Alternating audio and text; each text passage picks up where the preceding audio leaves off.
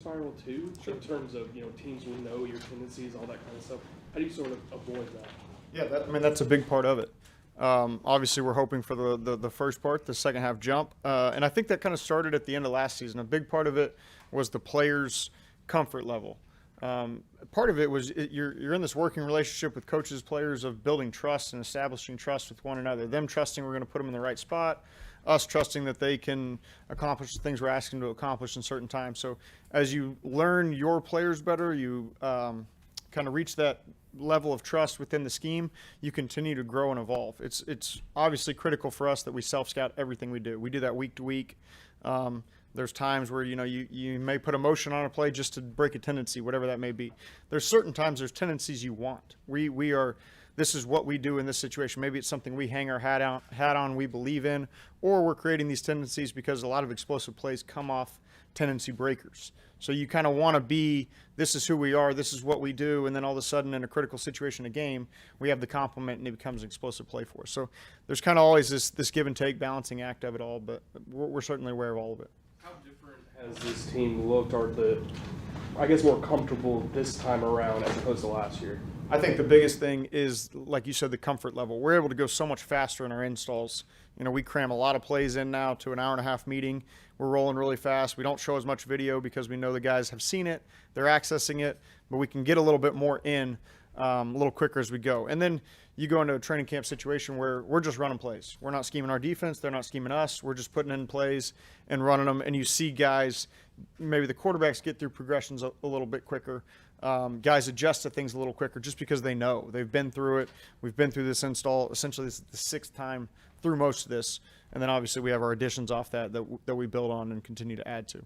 You guys traded for Ridley. Did you have any realistic expectations from what you thought he would be on the field, and has that changed now that you've had OTAs and a little bit of camp? When it all happened, I didn't think anything of it, honestly. We were in the middle of the season. It was great. That'll be something fun to look forward to as we start in the offseason. Then when you sit down and watch everything he's done, I knew who he was, had seen him play. At the end of the year, you always watch kind of the top guys, how they get open, what they do. So I was very familiar with his tape. We'd played against Atlanta a couple times, so I'd seen him play and had my perception of what I thought he was.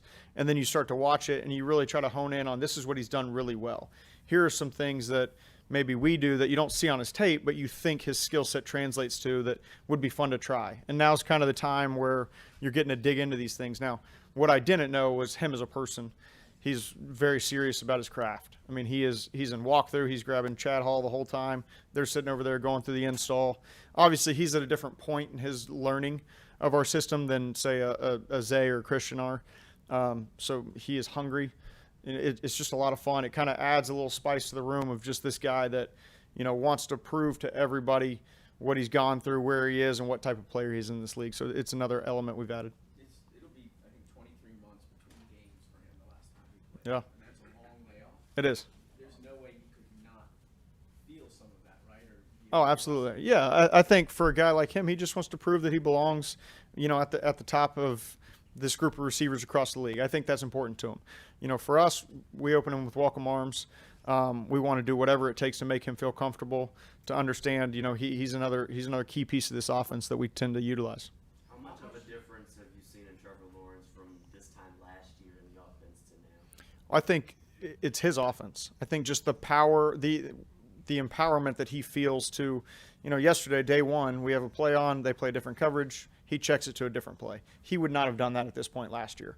And part of it is just knowing what we like for certain looks, what he likes, what he can get to, what the guys outside can handle as he does certain things. So just that next step, where that was kind of how the offense took off in the second half of the year last year, was we didn't have a perfect play on, he got us to a better play. We had a bad play on, he got us to the right play, or got out of a bad play, whatever that may be. Just understanding what we're trying to do and trusting the guys around him that they can handle that as well. So as we have more of, not necessarily a veteran offense, but a veteran in this scheme, we continue to evolve and try to continue to match or maximize Trevor's ability. How much have you seen him grow on as a leader out on the practice field, really focusing on those details and being able to communicate that to the receivers, the tight ends, and everyone That's else? the biggest thing. His communication with the skill group around him has been fantastic. I mean, you throw a ball, I thought he was going to do that. We'll kind of talk about it first, and then, hey, go talk to him. So then he'll go over, talk to the guy. They'll get on the same page, just because you can't have enough of that. You know, we have a route. We run it like this. We install it like this. We got teach tapes of this. But all of a sudden they play a different coverage or a different technique. We don't want surprises on Sunday. We want everybody to know this is how I'm going to react. This is what's going to happen. That comes from communication on the practice field in the meeting room. That's where Trevor really has taken a huge leap from this time last year. How much of a skill is it to be able to just communicate to all the different guys the way they need that message to get across? I mean, That's coaches huge. have to do it, Yeah. but the quarterback does too. That's huge, and that's leadership. You know, you want to reach everybody where they are. You can't have the same conversation with, you know, a rookie that's in, you know, his 10th practice with us versus Christian Kirk, who's in his whatever year this is in the league for Christian and whatever day this is in our system. You witnessed a lot of installs when you were in Philly all those years. When you look at what Calvin brings to this offense, how much does he change the dynamic of your install and your play calling with a player of that caliber versus maybe anything you might have seen in Philly with a new arrival? Yeah, I think the biggest thing is just his skill set, maximizing his skill set, what he does well. He across his career has played really well outside the numbers, done a lot of things when you get space and you get him free access, running at guys and things like that. And so, you know, I don't know if it necessarily changed the offense. I think we have a system in place that we feel like can do a lot of things. You may utilize certain things different ways to get guys to in a position that maximizes their skill set best, and that's something we felt like we did a good job with Christian, Evans, Jamal last year, Marvin Jones a little bit. And then so now you're just taking another skill set that's a little different and adding different wrinkles or different features within the system that we feel like fits his skill set the best, as well as matches up with what Trevor does well, throws well, sees well. Every player obviously has their different levels of motivation, many of them just to be able to stay in the league. Right. When you see what it is with Calvin, have you ever seen a player who seems to be as supremely motivated as he appears to be for this coming year because he's been idle for so long? I mean, certainly it's a different situation. So I don't know that I've seen a guy coming off, you know, such a hiatus, if you will, from playing. It's certainly a unique situation, but there's a lot of guys in our room that are motivated by different things, motivated off different levels. All I can say is I'm very happy with the group we have, the maturity they have, the focus this group has. It's a fun group for us to work with every single day. One more. Any reason to think that there will be any kind of letdown at all this year? Well, I mean, that's what you're always fighting against. Anything could happen at any given time. It's any given Sunday. You have to show up for 3 hours, and it's not even always that the best team wins. It's the team that plays the best for those 3 hours wins. And so all we're trying to do is play as good as we can. We want to get better every single time out. We want to, you know, grow in our system. We want to grow in the way we adjust to people. We want to grow in the way we handle things on the field.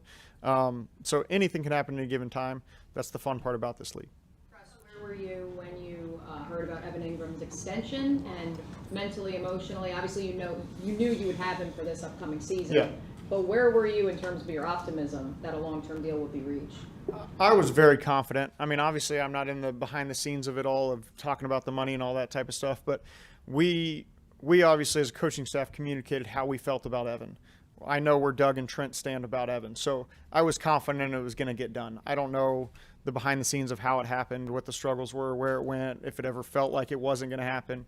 To us, we always believed, we've communicated clearly that this is a guy we envision in our system, fits us really well. We can utilize, maximize, help Trevor play better.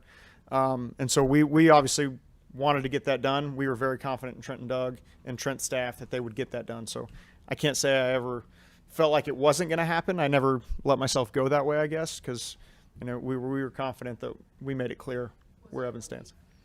When you got the word? Yeah, Was I it think like so. you found out on your- did you get a text or? Yeah, just I think somebody sent me a tweet right away, and I called Evan just to congratulate him and all that and welcome him back, obviously. I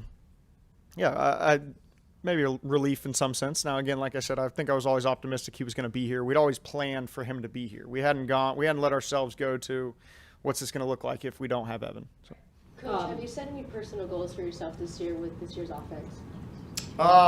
No, that's a good question, but no, I don't think, you know, in this game, in this sport, it's a team sport. So ultimately it's about, I want to do whatever I can to make sure our offense is in the best possible position to attack a defense, that we've talked through every situation, that guys aren't caught by surprise by anything that could potentially happen. Just making sure we stay connected as a unit, we continue to grow in our system and evolve a little bit. respect to Evan in the tight end room, obviously knowing he wasn't here during the off-season workout period, what sort of opportunities did that create for the rest of that depth chart? And maybe has there been a little bit of movement behind him in the tight end room? I think because of that opportunity? honestly it was huge that he wasn't here. You know, it gives Luke Farrell has a huge opportunity to step into a role here.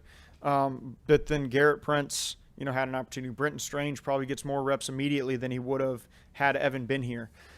So I think for those guys, it was invaluable for them to get that opportunity, to get that experience with Trevor, to get that experience in our system, in meetings, whatever it may be.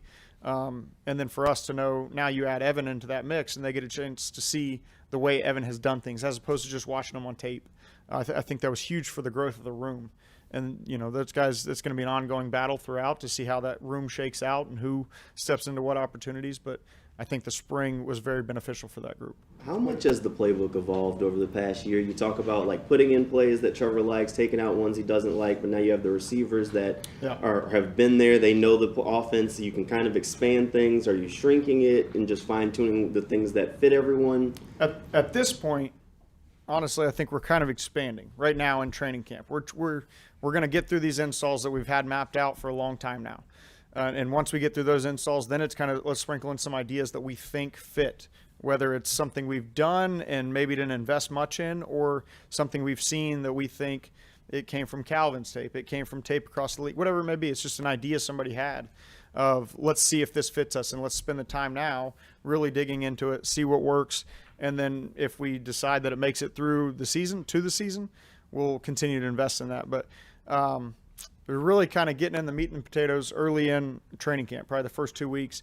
And then beyond that, maybe we start to evolve and test some new things, try some things out, be it in a walkthrough, be it in 7-on-7 period, whatever that may be, where the stakes are low, and see kind of where this thing goes. But I think our offense is in a constant state of evolution. Week to week, we're going to look different. And that's a big part of what we want. We want our playbook and our system to be built in a way that we can evolve quickly.